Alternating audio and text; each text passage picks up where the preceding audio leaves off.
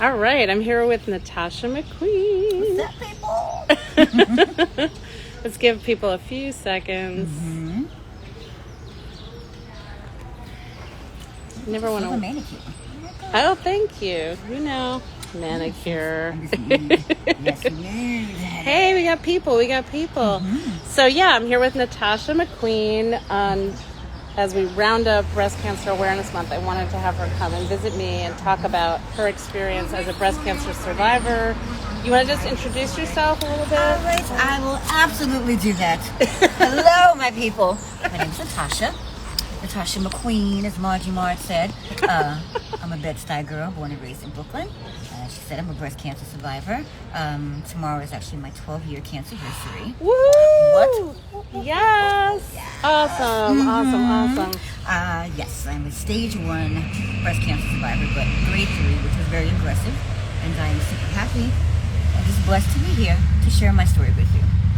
Oh, that's great. Well, and as you know, I lost my mother and grandmother to breast cancer. And so it's an issue that's important to me as well. But I know that Michael... He is just revving up the engine. Pausing the app. Okay. Oh, hey, Kenya. Different Kenya. But, yeah, so you know I have a family history of breast cancer, Yes. but I know that it also disproportionately affects Black and Brown communities. Absolutely. So I wanted to hear your thoughts on, Yes. how it affects your communities. Right, absolutely. Well, from my personal experience, when I was going through breast cancer, I was 33 when I got diagnosed. And at that particular time, I got treated at Memorial Sloan, and I was the only woman of color, and I was actually the youngest person. Because at 33, everybody else that had their surgeries at the same time, they were older white women, all in their 50s or 60s and above. Huh. And so, that was very telling to me, I mean, it's New York City, it's a multitude of just cultures and just everyone. So for me to be the only Black woman of color, and they're going through that experience, was very kind of telling and indicative of my experience in general. And for me, I was very lucky because I'm very aware of my body. And so when I detected my breast cancer, I did my own breast self-exam. And I tend to be, I think, probably in the minority of women just in general, but particularly for women of color, we tend to get diagnosed later. I think a lot of times because we don't check, and by the time we do check, our stages are a little more advanced. And, like a lot of times we're more likely, Black women are more likely to get diagnosed at stage 3 and later. So it's already progressed a little bit more. And a lot of that has to do with the disparities in healthcare. When I got diagnosed, I wasn't working. I didn't have any insurance at the time. And so I went to Planned Parenthood to get my breast self-exam. And, Planned Parenthood, I love them. They're a wonderful organization. They gave me my breast exam. I didn't have to pay for anything. And they gave me my referral to get my mammogram at St. Vincent's. And, for me, that was a godsend. So I always credit them a lot for finding my breast cancer early. And there are a lot of women, especially women of color, Black women, especially a lot of women in the underserved communities that don't have insurance. And so a lot of times they don't know the resources that are available to them. Yes. So a lot of times they don't know the resources available to them. And I think that's one of the issues that we have, because there's so many organizations, there's so many programs out there that can help us. But because we don't know, we don't know where to find the information, we end up getting diagnosed at later stages and more aggressive stages. Generally speaking, Black women are more likely to die from breast cancer because we get it diagnosed at later stages. And that absolutely does not have to happen. Yeah. Kenya's saying, be specific. It impacts Black women because of the racism and historic maltreatment of Black folks. Well, absolutely. Thank you, Kenya. So, what I do find a lot, and I can relate to this in my own story. So when I got my diagnosis and I went to St. Vincent's, I got my treatment plan from my doctor. And initially, when I went to the oncologist and surgeon, she was like, I don't really think there's anything. I was like, I don't really think you need to have a surgery. She's like, it's just a lump. All you have to do is have a lumpectomy. Ooh. Yes. And the same thing, similar, happened to my sister. She went and got she went to go see a doctor about the lump in her breast, and they told her that it was nothing. And what encouraged her to actually go to the doctor is that I got my full diagnosis at Memorial Sloan, and so she went back and got a second diagnosis, and by the time they found her cancer, she was stage 3. So her cancer was much more progressed.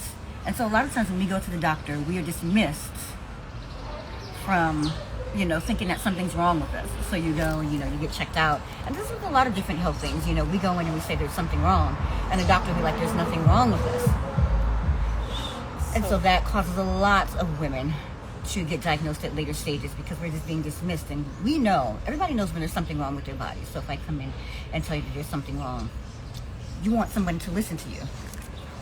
And also, I also see a lot of differences in the health care that Black women get as opposed to white women.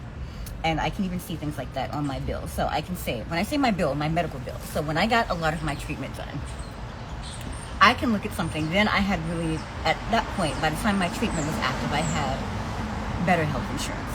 Mm-hmm. And so looking at that, and I looked at my sister's bills, and so a lot of the things that I got on my bill, I had like top of the line, like, medications, treatments and stuff, and then I looked at my sister's bill, and her care was absolutely very different than what I got. Even the way she was treated at the hospital. And so, like the nurses, I had my own private room, I had this, I had that, I had this, I had that, but my sister's experience was very different. And so, she dealt with her cancer a lot longer than I did, because her doctors were still very dismissive. Telling her that what was wrong with her was not actually the case, when, it really was. Her diagnosis was actually much worse than what was told to her in the beginning. So, I'm just sorry, even just talking about it, it's very frustrating. So, yeah. Even 12 years later, there's some things that are better with the care, but I still think there's a lot of disparities just in terms of, just the way we're treated at the hospital. Do you have any other examples, or?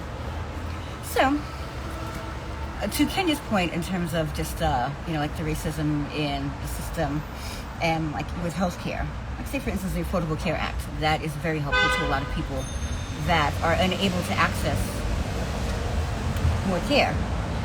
And so when you look at like the Affordable Care Act, they're trying to take it away. And so I remember years ago I did something with Planned Parenthood because they were trying to strip the Affordable Care Act away.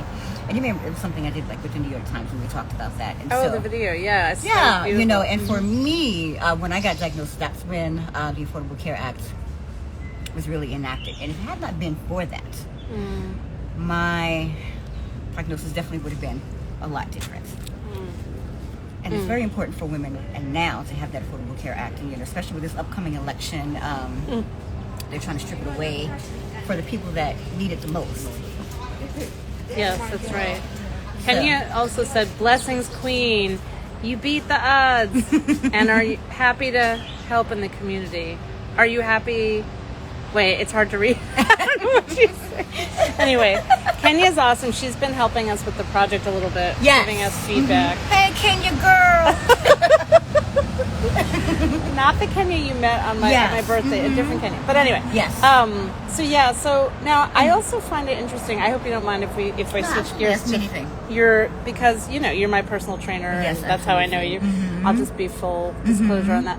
So you have mentioned a couple of times that your breast cancer led you into fitness. It did. And you want to just like share a little bit about that experience? Yes. And then also any tips you have for self-care? Absolutely. So, when I say that my breast cancer led me into fitness, when I was coming off of my treatment, I went through a period of depression, anxiety, PTSD, those things. And so I wasn't working out. I wasn't doing any of those things because I was really focusing more on getting my mental health together. For me, that's the most important, because if you don't have that mental health, then nothing else matters.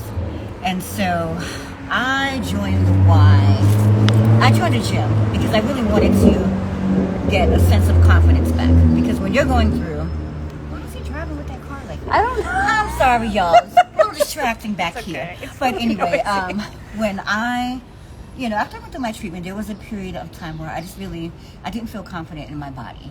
And so I needed to get stronger because I used to be really fit. I spent some time dancing and I worked out a lot.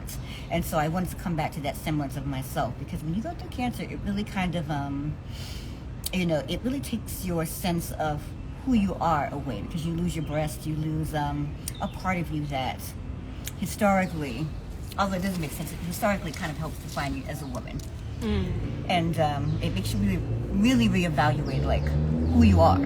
And so I really wanted to get back stronger because I wasn't feeling so weak. Like my mental health had gotten better, but I really wanted to pull all that stuff together. So part of that was me getting stronger again. And so, I went to the Y and I went to the Live Strong program. I started working out with the trainer. And so I did that and I started taking classes. And so when I did that, it really like reconnected me to that sense of fitness.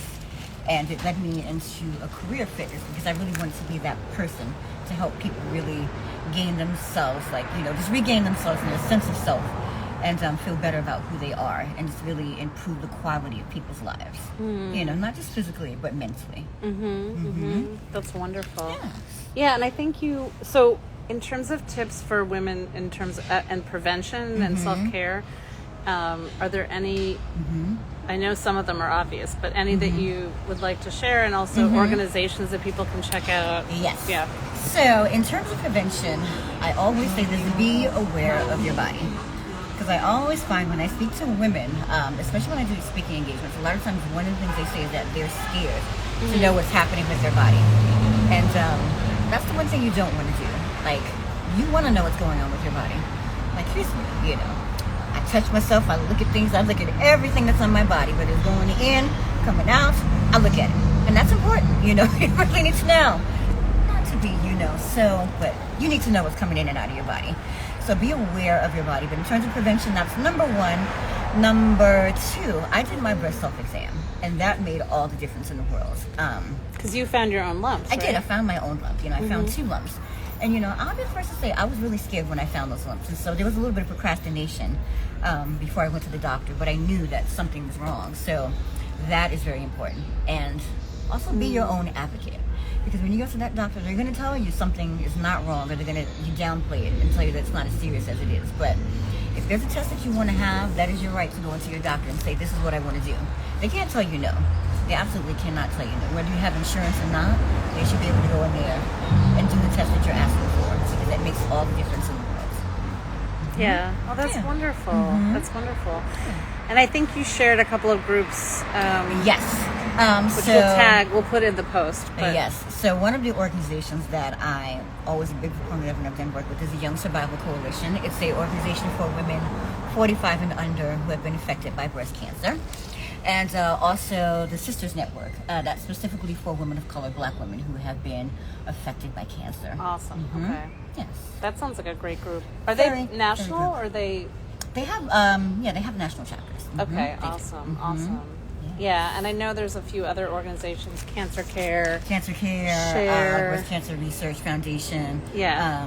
Because I know always say Planned Parenthood, because they are the ones, if you do not have insurance, they can point you in the right direction. Yes, Planned Parenthood and they will amazing. fight for you. So if you don't have insurance and someone goes and tells you that they can't give you a mammogram because you don't have insurance, they will always advocate for you. Always. Yeah. Anything else you want to add in terms of, like, I mean, I know it's it's a really intense time. It is. Your perspective on where we are right now. Anything you want to add? My Lord. So much. And yes, I mean, it's definitely a crazy time. This was everything, with the whole political climate, the racial climate. But the one thing I always say is the most important is to look after yourself. Because when you are, you're fighting the fight for the people, for the community, for your people especially, you always want to make sure you do your self-care, because if you do not take care of yourself, you cannot be there in the fight for everyone else. Oh, that's a beautiful note to leave it on. Well, I'm so glad you came by. First, I'm glad too, girl. It was super fun, yes. And it's really nice to gracing my stoop. And everybody remember, Black lives still matter. That's right. Now more than ever. Oh, hey, Josh, we're signing off, but we'll see you later. Bye, everybody. Take care. Thanks. Thanks.